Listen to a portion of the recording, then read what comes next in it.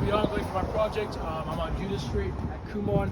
Kumon is a place where many kids come to learn at such a young age, become extremely smart, extremely intelligent. So it's very pivotal and very important, very crucial place, not only along the street in Judah Street, but in the entirety of San Francisco. And there are many Kumons throughout the Bay Area that have led to many children becoming smarter and getting help with their academics. I personally, actually, as a sixth grader, used Kumon, and it helped me a lot in my academics. Actually, made me love math. So here is an example of one of those places, attractions.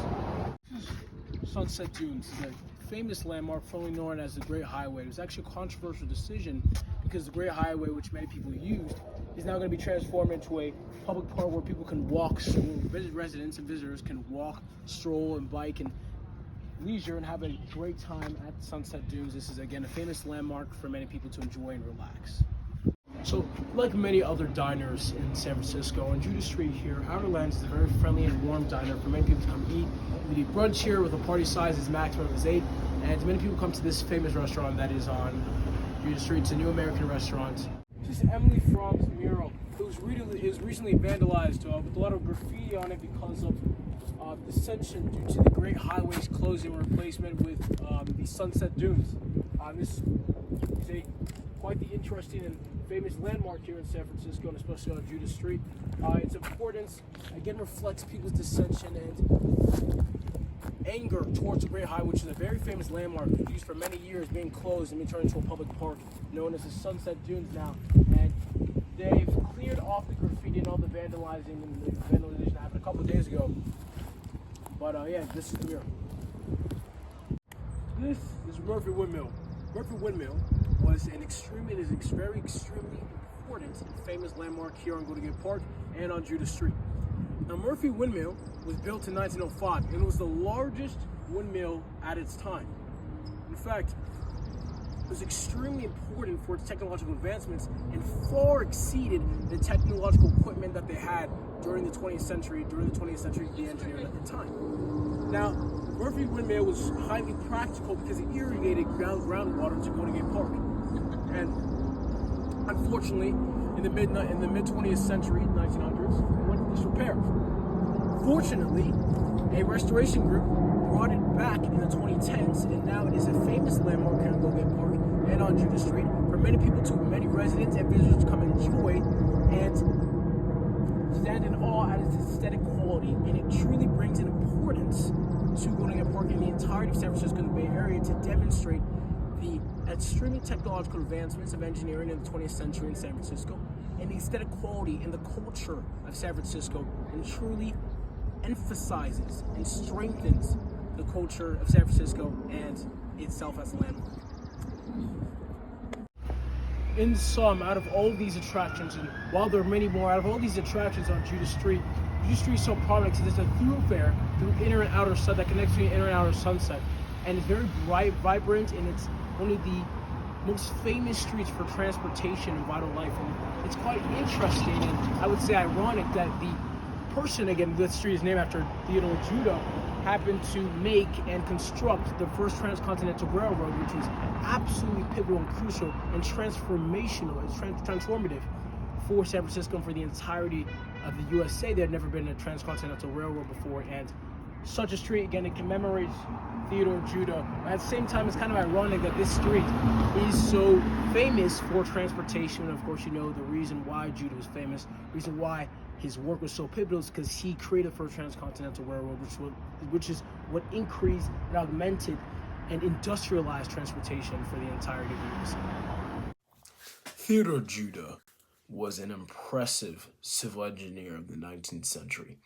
He was born March 4th, 1826. At the age of 12, his father unfortunately passed away, so he became a surveyor assistant. From there on, he fulfilled many engineering projects and quickly rose up in the civil engineering industry. In fact, by the time he was 21, when he married his intelligent wife, Anna Pierce, on May 10th, 1847, Theodore Judah had not only completed many engineering projects and worked with some of the greatest engineers, but he himself was a chief engineer at the ripe age of 21. So he was very, very prolific in his work. continued on in his work, and he worked over on many Eastern, because he was born in Bridgeport, Connecticut, and he worked on many Eastern railroads at the time. He was then called over to survey and oversee the Sacramento Valley Railroad, which is Western. So he moved to the West with his wife. His wife was very, very supportive of his ambitions.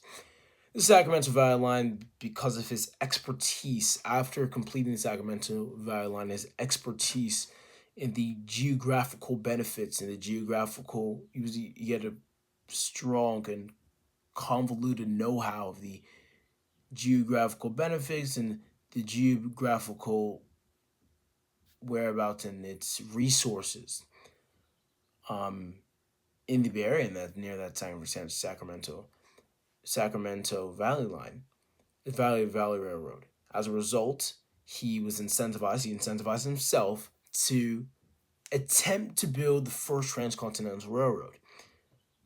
Many people called him, one of his nicknames was Crazy Judah. People laughed at him for it because not only was it unheard of, it seemed nearly impossible. It had never been done. It was unprecedented.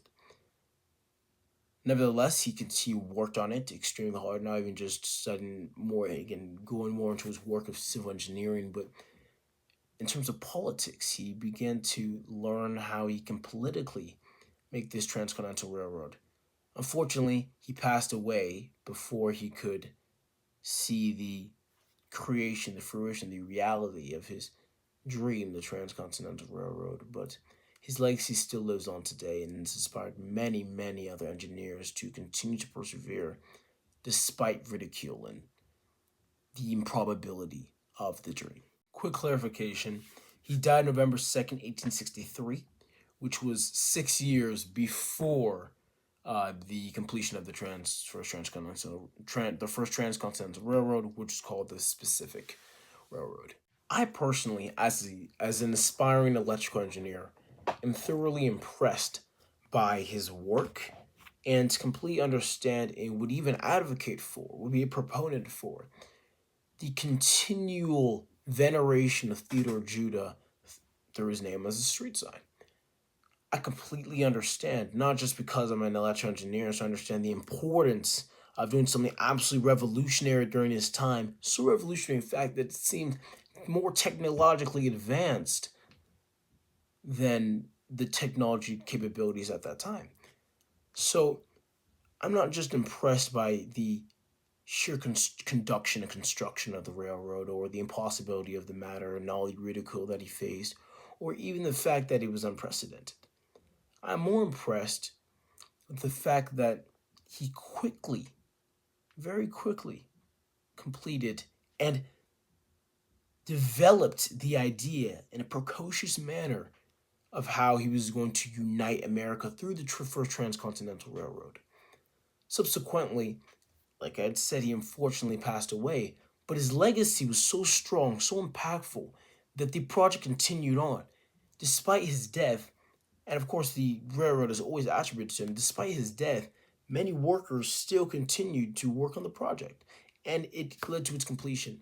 And this is just my own personal opinion. Surely I believe that if Theodore Judah was still alive, if he was still alive through the not today, through the creation of the first transcontinental railroad, I think it might have been completed earlier. He was a great and prolific overseer.